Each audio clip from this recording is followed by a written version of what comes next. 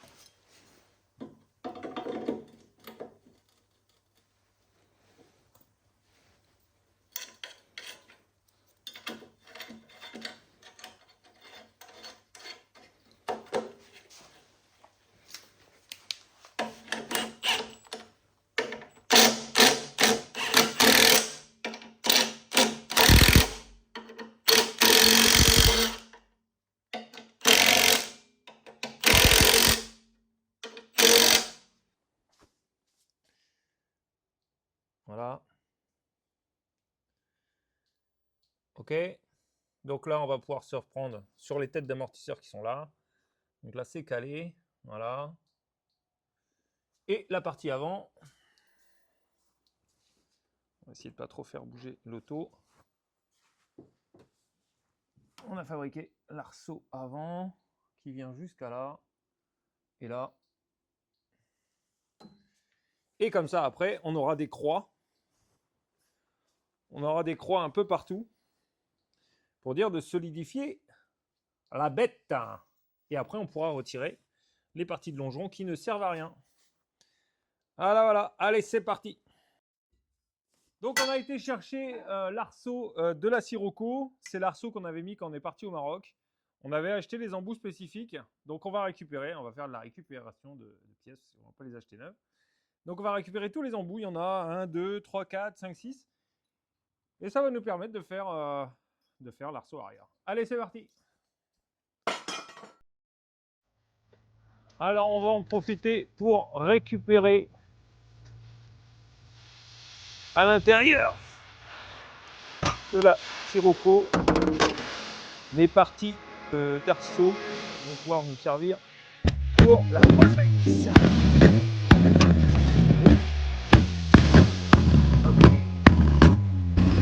C'est bon, Marty. Ça fait bizarre de se retrouver dedans.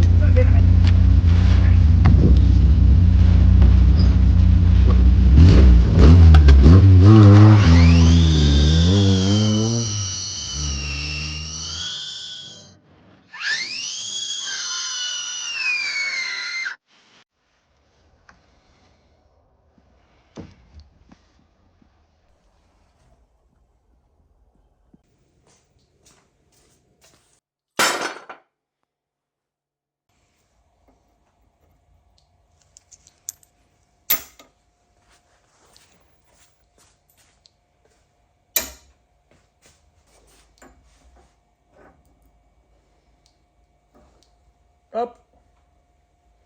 Donc ici, on va faire un triangle. Donc on va venir mettre ça ici, une barre ici et une barre ici. Et après, entre là et là-bas, quand on aura fait ça, on viendra pointer et on aura toute une partie arrière complète. Alors, il nous faut approximativement 65. 65.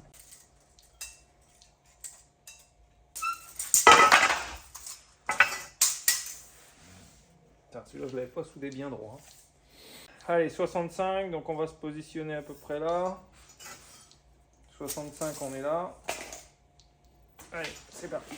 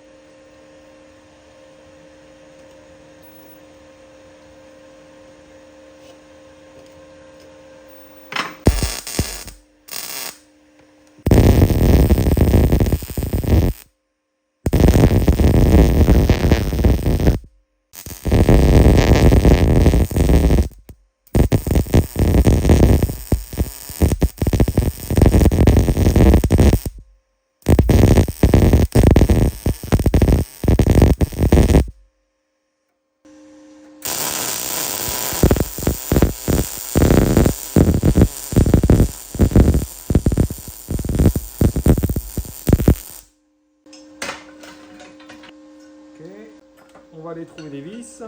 On va mettre ça là. Donc là, on est au plus haut ici. Là, on est un peu trop long. Normalement, elle devrait arriver là. Donc on va retirer 3 cm. On en a profité pour le nettoyer un peu. Voilà, là on est pas mal. Là on est là. Et ici on arrive sur le bord de la plaque. Bon voilà, la première est montée. Donc là on va se servir de la deuxième. Donc toujours la partie de l'arceau. Donc là on va venir le mettre ici plus bas. Et on va venir se reprendre donc ici. Et on va venir se reprendre ici. Donc là on va tailler le tube.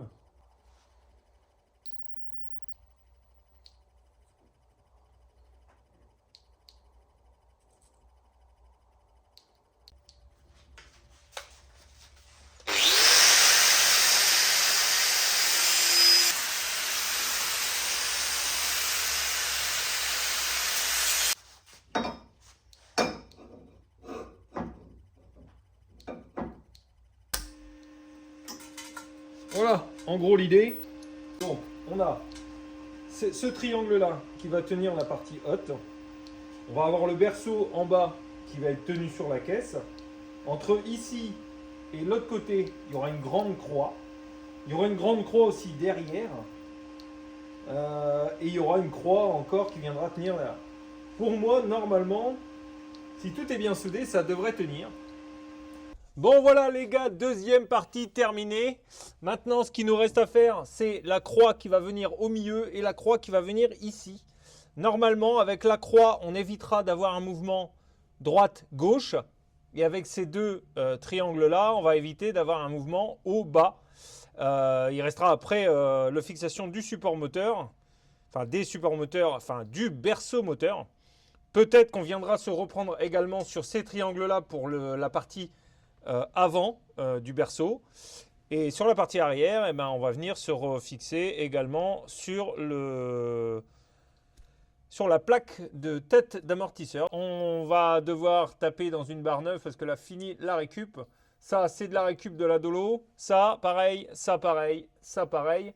Donc déjà là, on a économisé du métal. Donc ça, c'est pas mal. Alors, donc, il va nous falloir une barre à environ.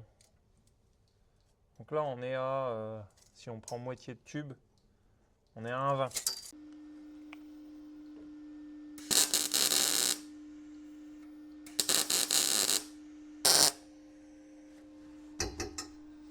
Une barre.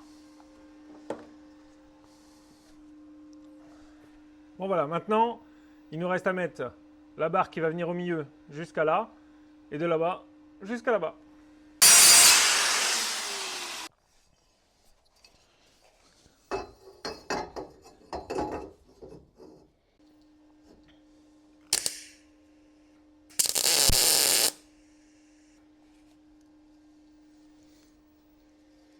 Ok. Est-ce que cette barre-là, on va aller... Non.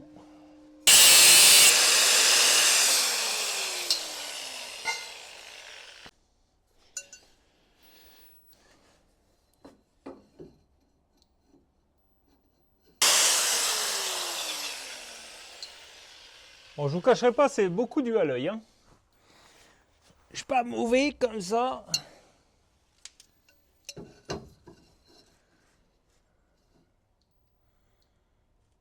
Ok.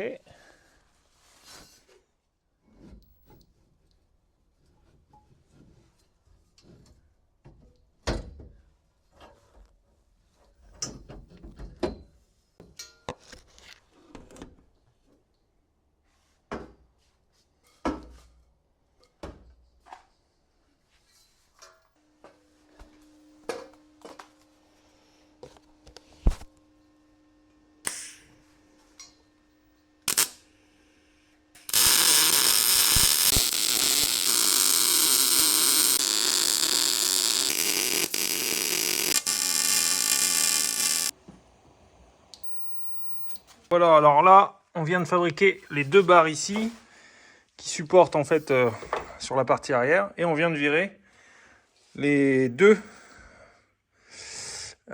parties de longeron qui servaient plus à rien, donc ça fait vraiment moins moche. Là, on a vraiment que le moteur qui est en plein milieu. Là, on voit les cardans et tout. Alors, on a commencé les premières ébauches donc des supports du berceau. Alors pour l'instant c'est juste les ébauches, hein. Il va falloir fignoler tout ça.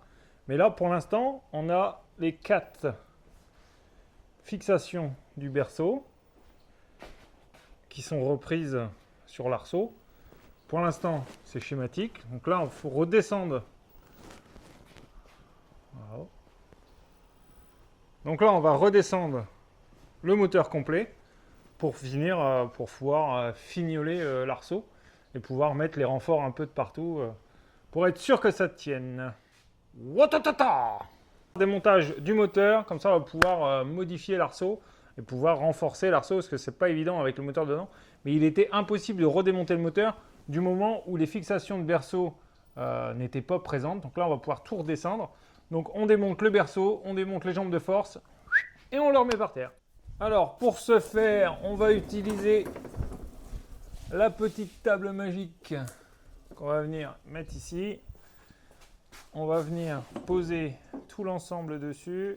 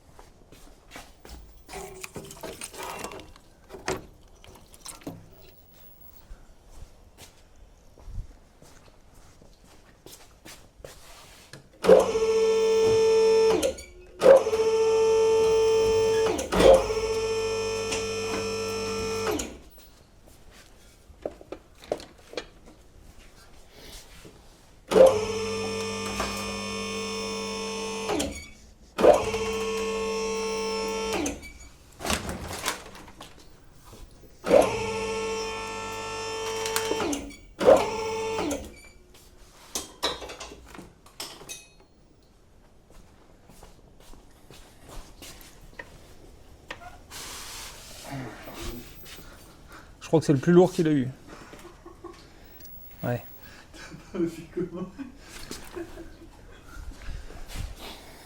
Ouais. Il y a des molos.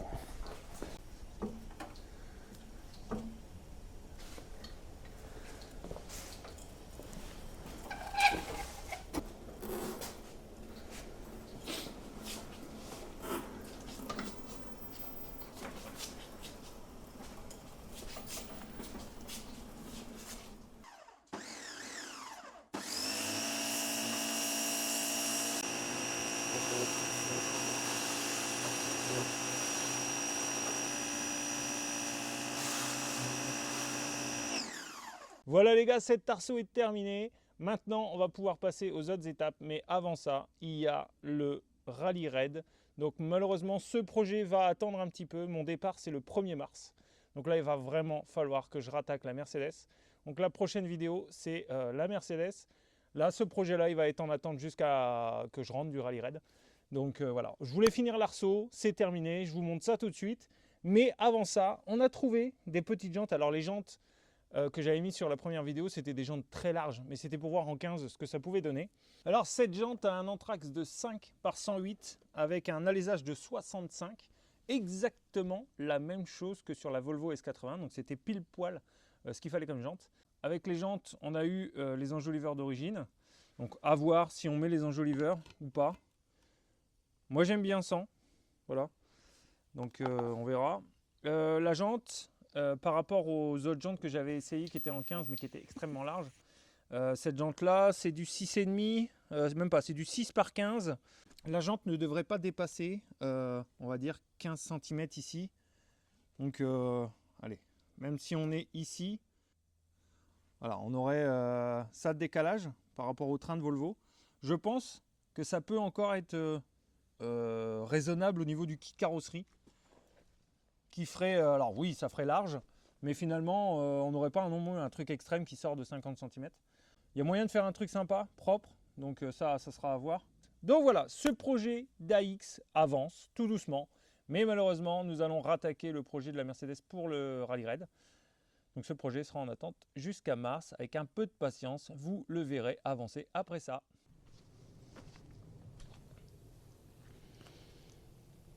Bon, les gens pourront critiquer mes soudures, hein, mais bon.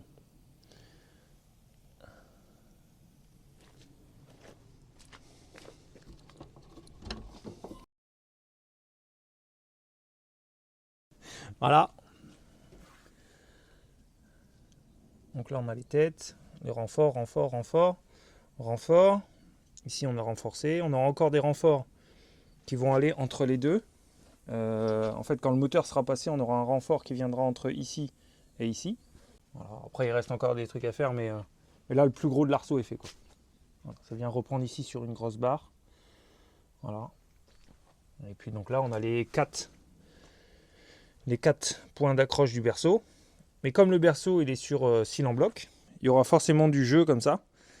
Donc là, ce qu'on va faire, c'est qu'on bloquera là-bas, on remettra des pattes de fixation. Voilà. Ici, donc, on a la direction, donc la biellette anciennement de direction qui servira ici fixe et qu'on pourra faire le réglage pour le para. Okay. Ici, on a viré donc la clim et la direction assistée, ce qui fait qu'il nous reste juste l'alternateur.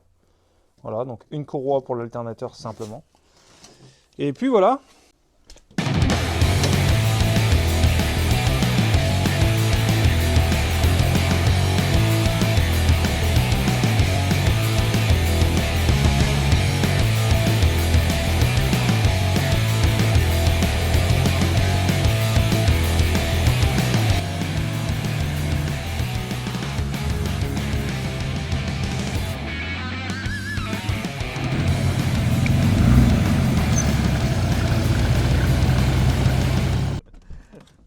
Allez les gars, cette vidéo sur cette AX se termine. Vous avez pu voir la fabrication de l'arceau. Donc voilà, maintenant il est temps de se préoccuper de la Mirko Rocco et du Rally Raid qui arrive. Donc on a pas mal de trucs encore à fignoler, aménagement intérieur, etc. Donc voilà, on va laisser un peu le projet de l'AX de côté et on va se recentrer sur la Mirko Rocco et le Rally Raid qui va débuter le 1er mars. N'hésitez pas à me dire si cette vidéo vous a plu, n'hésitez pas à partager, à commenter. Mettez la petite cloche pour voir les nouvelles vidéos qui vont arriver. Et donc une nouvelle vidéo va arriver sur la Mirko Rocco, sur voilà, tout ce qu'on a pu faire dessus et sur l'explication du Rally Raid, le nouveau Rally Raid. Donc voilà, n'hésitez pas à me dire ce que vous en avez pensé. Je vous dis à bientôt, bonne mécanique à vous. Allez, tchuss!